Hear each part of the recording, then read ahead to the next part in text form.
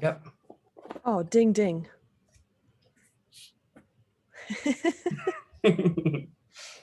All right. Well, these are always fun first thing in the morning because my voice hasn't fully adjusted yet, but we'll just make sure you carry the conversation. We should be good to go. Sounds good. I can talk. All right. Do you prefer Ben or Benjamin? Ben is fine. Benjamin's kind of just my extra name. It's actually legally just Ben. Oh, okay. Well, There you go. Lovely stories. All right. Well, welcome everyone to the podcast, What Our Parents Didn't Teach Us. I'm here today with my friend Ben.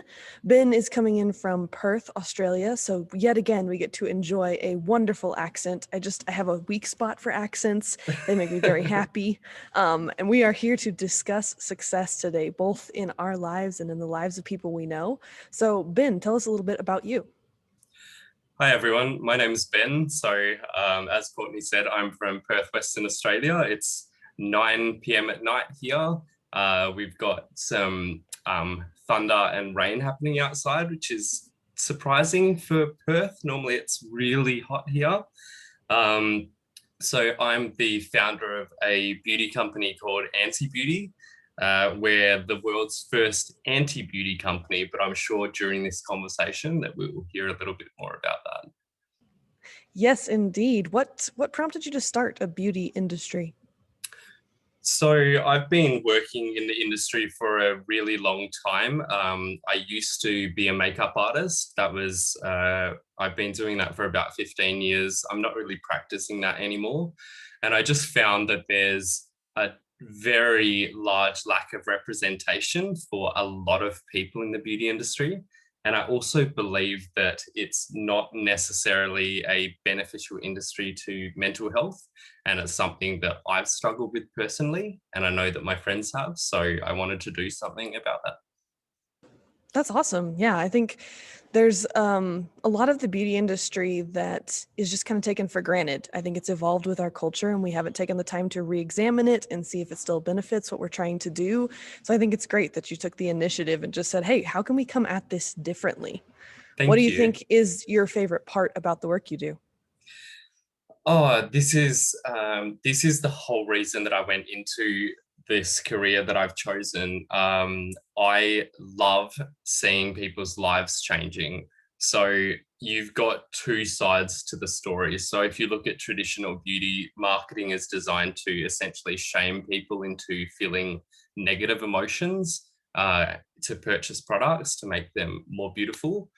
I personally believe that our beauty is found in our differences. So it's something that we really try to promote. And just seeing people come into their own skin and really appreciate their own beauty is something that's amazing to me.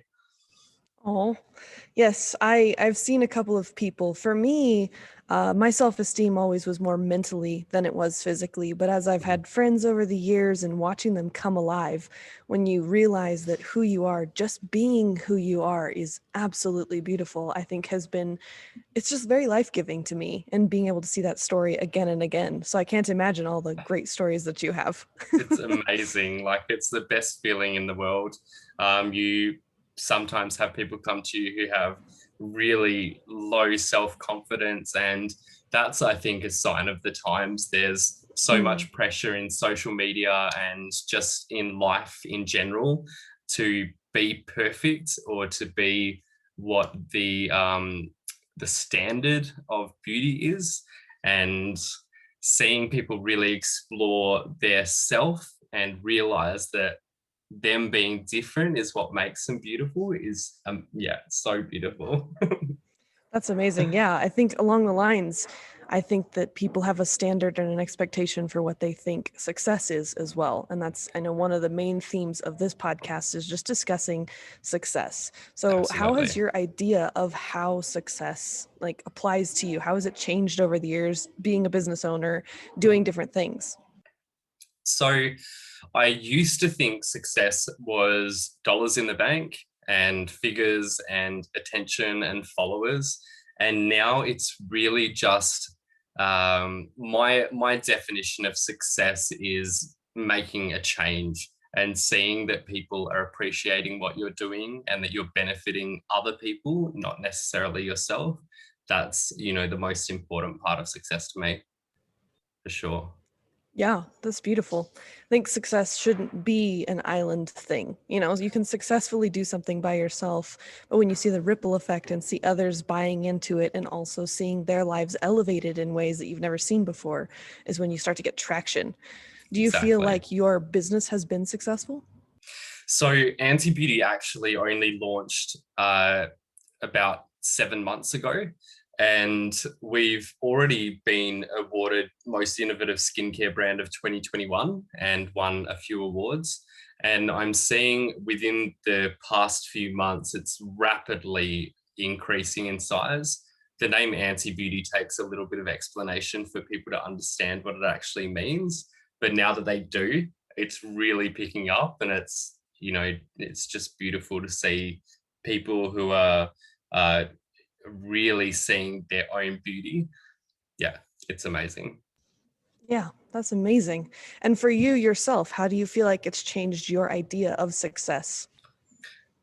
I definitely have been humbled by the experience. I've been in business before, so the previous business that I was successful in is actually my sister's business. It's a Gothic furniture company called Haunt, and same thing kind of with AntiBeauty. It was targeting a real niche, and with that company, we saw success in dollars, and we saw success in massive viral and cult following online.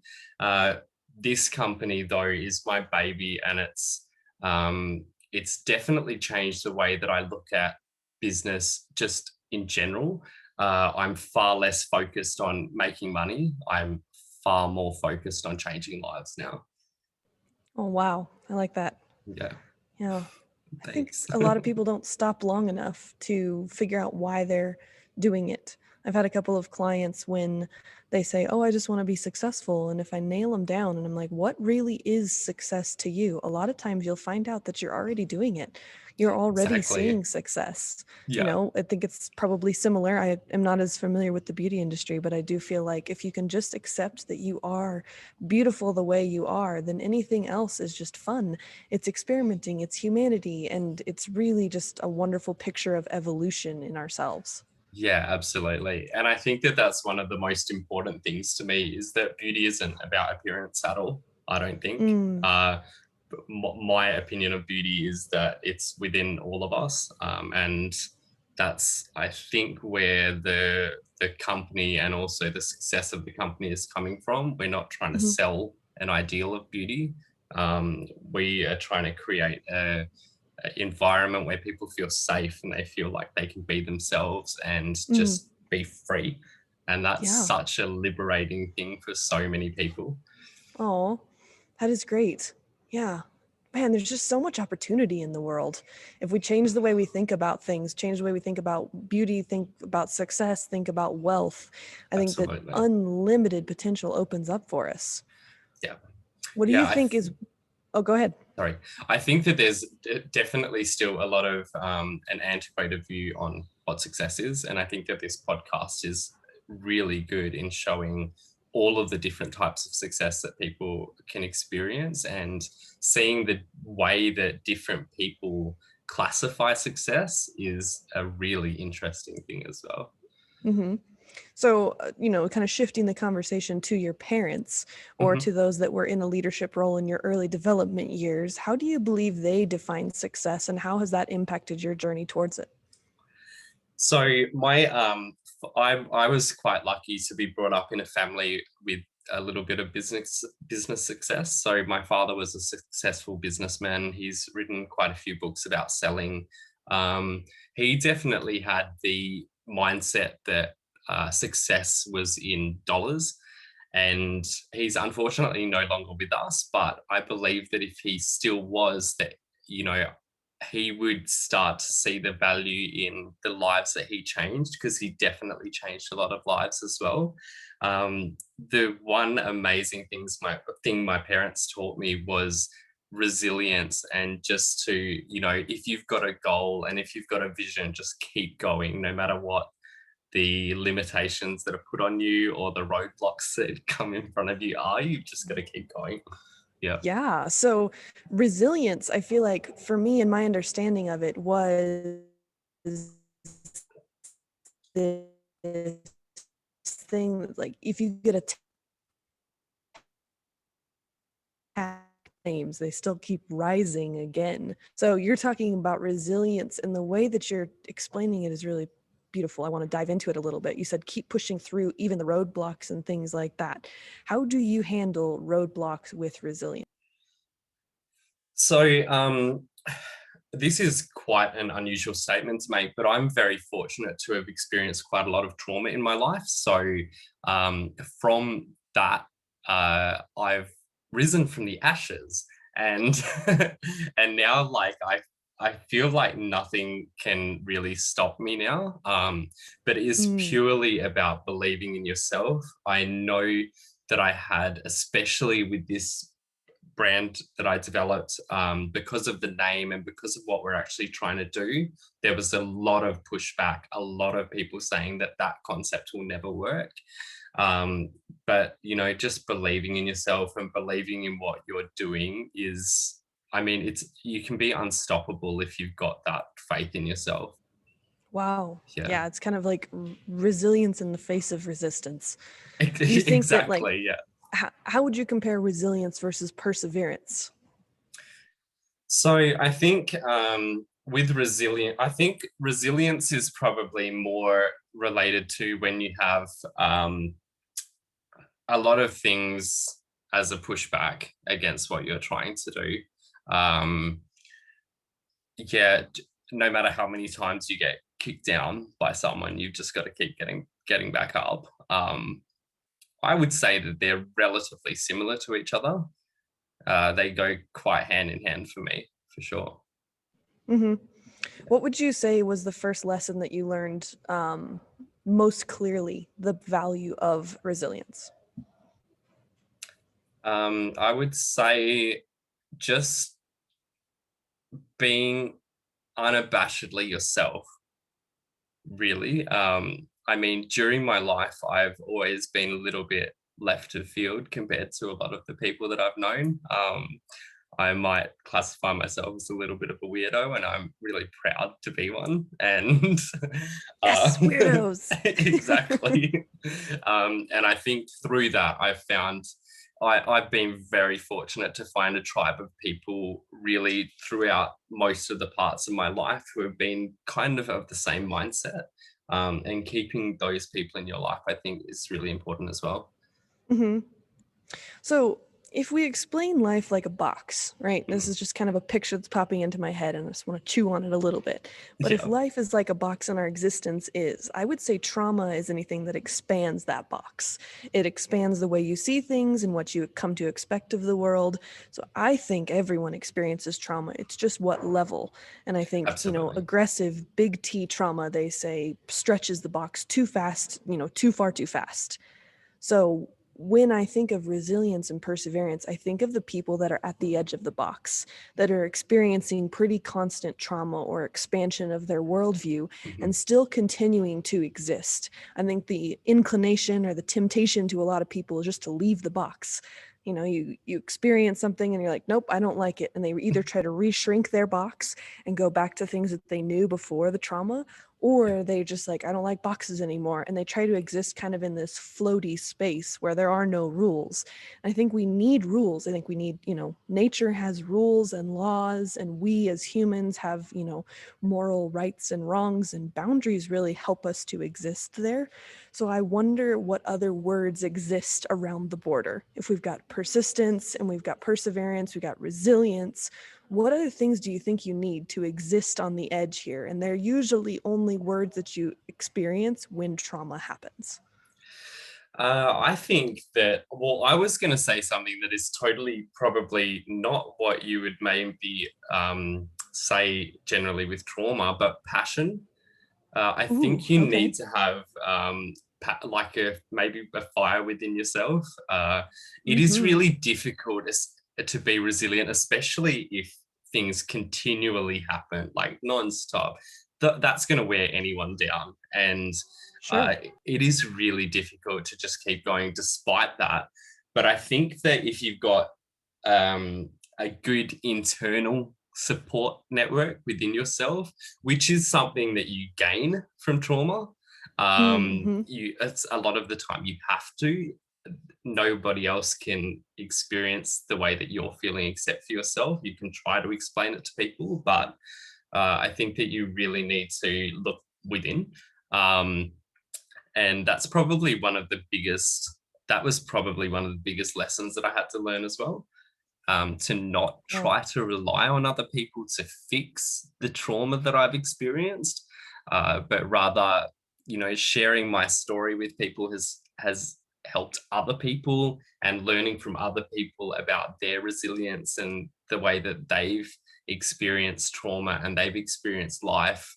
I think just seeing that balance between those two different things in life, there's obviously with everybody's life, there's ups and downs, and it's just seeing the balance and being able to see over that next hill is, I Mm-hmm. think, one of the most important things. Yeah.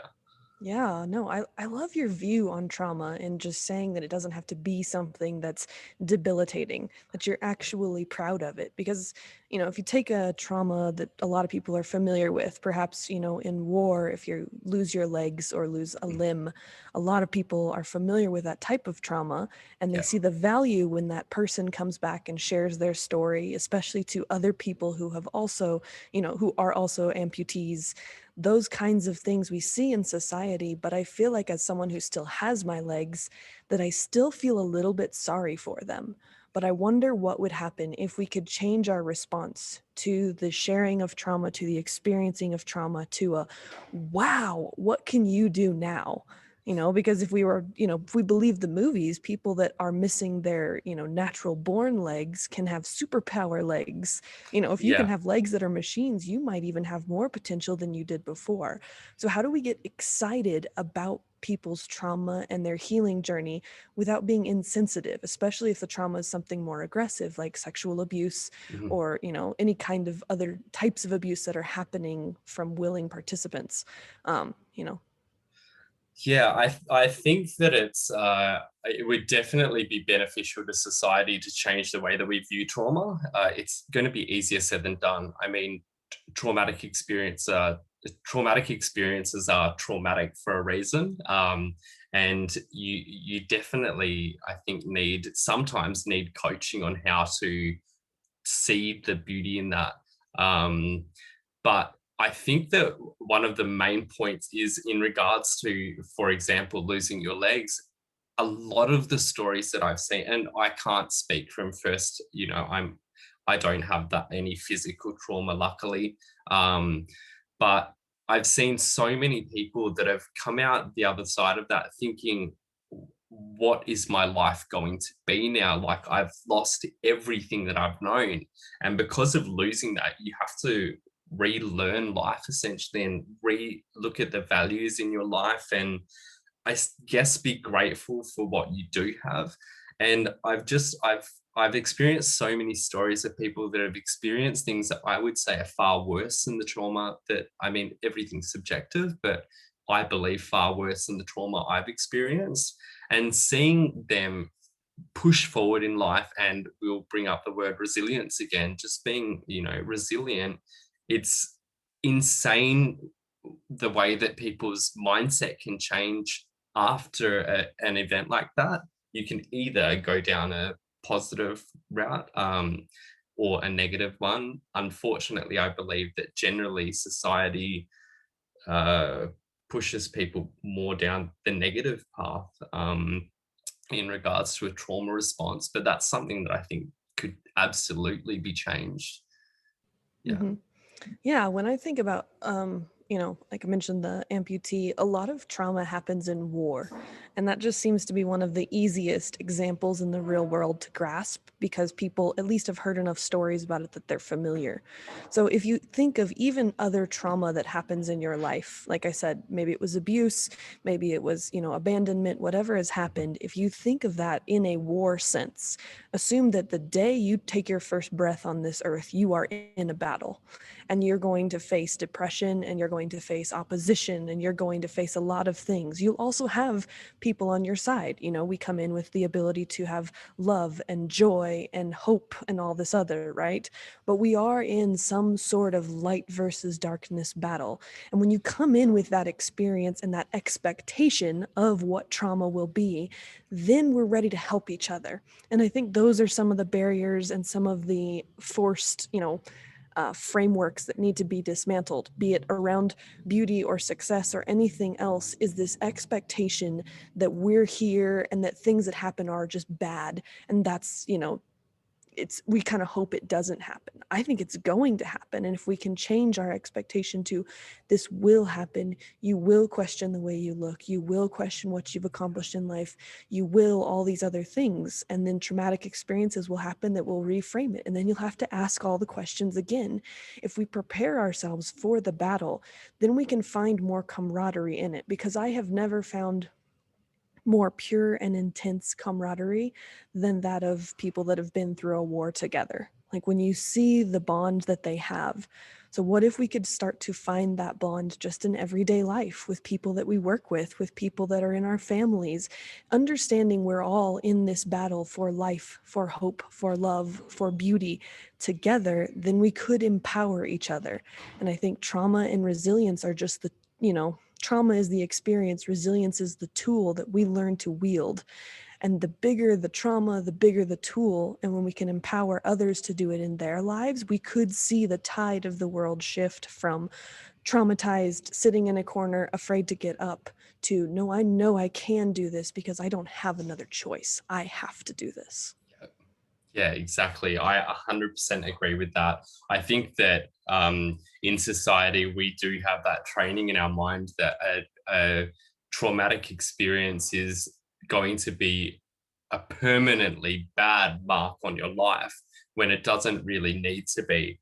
And I think that there's a lot of shame that comes with that as well.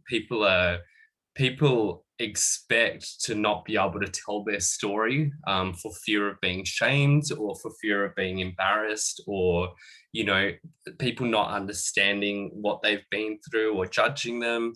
And I just think that happens in a lot of things in everyday life. But with open discussion and being honest with each other and understanding that we all go through negative things, and life is subjective, so what might be traumatic for me might not be for another person, and you can't really judge that or judge someone based on what they believe trauma is. I think that having that open discussion could absolutely change the world. I believe just open discussion in general, and being able to tell people how you really feel without fear of being shamed or fear of rejection or anything like that would be a really positive step. And I do believe that, for example, the internet has given us a little bit more of an out. People, as you would know, are quite willing to say things on the internet that they might not say in person to someone. And that can be a positive thing as well as a negative. There's definitely a lot more of an outlet, I think, now for people to be able to have shared experiences, a lot of groups online for people to be able to see that there are other people that experience similar things to them and look at the way that they've dealt with it and learn positive coping mechanisms. And in saying that, what is a positive coping mechanism and what is a negative one? That's subjective also. So well, I think when I think of coping mechanisms, especially this, controversial idea that they could be positive, I think if you've ever been on a subway train and you spread your legs a little bit further, that's a coping mechanism. No, that's not how you should walk or stand or exist in the world wholly. But when force is in play, and you're not expecting it, and you need to be able to steady yourself, then I would say using your legs to do so, even in a funky stance, is beneficial and is healthy. And there's nothing wrong with that. You just need to take it in context. So yeah, you can have a coping mechanism of eating a cookie. You just can't eat cookies all the time. If you can't cope every once in a while, you need to change the way you handle life. So I think coping mechanisms are contextual, and we need to stop worrying about whether or not it's like, oh, am I going to become, addicted to sugar if I have this cookie? Probably not, Yeah.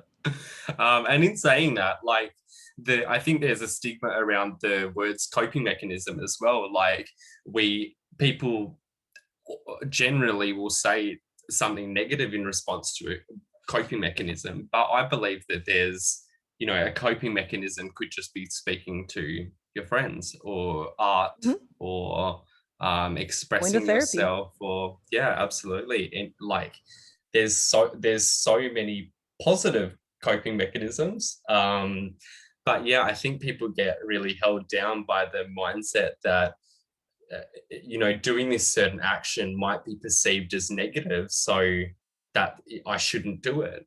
I believe, do what makes you happy, do what makes you feel comfortable and feel safe.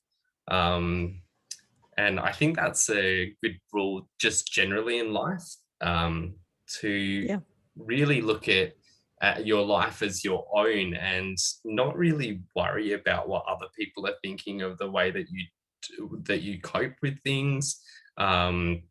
I think that's a really important discussion as well. A lot of people, I think, feel shamed by the way that they react to certain things, but we don't go through school and get taught how to deal with trauma. We don't go through school and get taught that life isn't going to be perfect for anyone, no matter how much we want it to be. Unfortunately, and I hope that one day that curriculum comes into school. I'm going to be quite open and honest. I've done something called dialectical behavioral therapy, and it was a very intensive retraining of some of the negative thought processes that I had ingrained in my mind from a very young age. And I wish that they taught that in school. It was life-changing. It was probably one of the best things that I've ever experienced. It totally changed the way that I see the world. And I am so grateful to the lady who created the therapy. Actually has borderline personality disorder, and she couldn't find something that really worked for her. So she developed it herself and is now helping, tens of thousands or hundreds of thousands of people around the world cope. Wow. And it's really it's just beautiful. And, my mother has said the same thing, that it should be taught in schools to everyone. It teaches you resilience. It teaches you how to look at things not just as black and white, but look in the gray areas and see beauty in negativity. Yeah. Ooh, yeah, full circle. I feel like I could probably do like a follow-up podcast to this. It's just called Destigmatize It, because it keeps coming up. And I think that success has been stigmatized. I think failure has been, shame, abuse, trauma, all that, beauty, all of it has just got this vibe around it that makes it feel like people cannot approach it and cannot discuss it. And that's something I try to do personally in my own business and in my own life with friends, is just say, like, what's the thing you can't talk to anyone else about? Let's talk about that. Because if we don't talk about that, that will be your ceiling. That will be your limiting belief. That will be the thing that holds you back. And it may be traumatic to discuss it, but whatever we've got to do to get you through to the other side is worth it, because true success, true beauty, true abundance, and true freedom are just on the other side. And you're right. It's not just a decision that's like, oh, I'm just not going to believe that anymore. You really do have to do the work. You have to do it mentally. You need to find a therapy protocol that works for you. You can do neuro-linguistic programming. You can look into this dialect option, but one way or another, you have to decide that getting to the other side is worth every bit of pain you will go through to get there. It's painful to bodybuild because you've got to build muscles that didn't exist before. Like, life is pain, Highness, I think they say in, Princess Bride. I always try to slip in at least one really cheesy quote. But, It is. Life is pain, and there will Yeah, always be pain. So choose the pain you want to encounter. Choose the stretching that you want to encounter, because it's going to happen one way or the other. So it may as well be on your journey to greatness, to beauty, to a life of exactly. fulfillment and freedom. I totally agree. And it should be on your terms as well, not on anyone else's. Oh, So amen. Yeah, yeah, decide where you yeah. want to go and talk to people about it and get excited about it. It doesn't have to be this, I'm going to be successful, but I don't want to tell my dad because he never made as much as I'm about to make, and all of the frozen perceptions and the expectations we have around this journey just need to kind of be shattered. So that's why I'm so grateful for the work that you're doing, because we're shattering Thank little you. beliefs, and Yeah, shattering that around beauty, I absolutely. think, is huge. Huge. I mean, something that keeps popping up or has been popping up relatively recently. I'm a very, very blunt and blatantly honest person, and I overshare everything with everyone, and I'm quite happy to be that person. But I often have Yes. people say to me, don't say that. Be careful what you're saying, be careful about what you share with your Mm. business, be careful about this, be careful about that. And I'm like, my company's called AntiBeauty, so I don't think there's anything that I could share that would be too much of an issue. But I think just being open and authentic is so important. I can't be discussing this message with people and then be faking life. I Yeah. would prefer to be very blatant and open and honest. And hopefully, there's people out there that will see the journey that I've experienced and see the beauty in the positivity that you can gain from being unabashedly yourself, just being you, Yeah. and really not caring what other people think. I think that that's something that we really get stuck on as well in life, is worrying so much about what other people think. And I definitely was that person. And I'm not going to say that I'm not anymore. Everybody, I think, still has those issues with self-confidence. But it's just about trying to reframe that in as positive a light as you can. Hmm. Yeah, I think Yeah. there's definitely a lot of progress that's being made in that light. Um, I I saw a tweet from Lil Nas X that he put up yesterday. I had to write it down so that Okay. I don't All right. Let's have don't it. forget it. But he said, "Stop waiting for other people to tell you that you're amazing. You decide that you're amazing, and then wait for everyone else to catch up." And that's something that, Ooh, like, yeah. when I saw that, I loved that. It's so true. You've got to, no matter what's happening in your life, believe in yourself, keep pushing. You're gonna make it. I love And that. yeah, you don't need to compare your success to other people. Just being happy within yourself is the definition, in my mind, of success. Hmm. Yeah. Yeah. I would also add on to that. Don't even wait. You know, Yeah, like, decide that exactly. you're Yeah, just amazing and live. Yeah. assume everyone else just hasn't caught up yet. Like, That's maybe they exactly will, maybe right. they won't. But if you're waiting for them to catch up, you're already limiting yourself again. So just Very true. decide where you're going and get started. I Yeah. mean, my dad would do that when it was time for all of us to like go to an event. We were notoriously late and he really liked being on time. So we had two cars in the family, and he would just be like, I'm leaving at this time, and anyone who wants to come can come, and anyone who doesn't can come later or stay home, or I don't care. But Yeah, this is that's when cool. I'm choosing to go. And doing that, I was one of 5 children. So it was always interesting to see who would get it together. And we, changed and alternated, but eventually I learned what it took to be on time because I really enjoyed spending time with my dad. So, Yeah. doing it for that purpose was neat. But yeah, he just was like, I'm going. So come or don't. And I Yeah, love and that just in general. I love that as just a philosophy for life as well. I'm on this journey. You can come along with me if you like or not. So, Hmm. yeah. Yeah, perfect. But that's very true. Yeah, don't wait for anyone else. It's all Mm-mm. about you. Yeah. Nice. Yeah. Well, to that point, I think we are about at our time here. But if anyone wanted to come on a journey with you, what is probably the best way for them to get in touch? So our website is antibeauty.com, but our socials are at AntiBeauty International. So probably at the moment, Instagram is where we're focusing most of our attention. And I would absolutely invite anyone to contact me about anything. It doesn't have to be about your skin, doesn't have to be about beauty.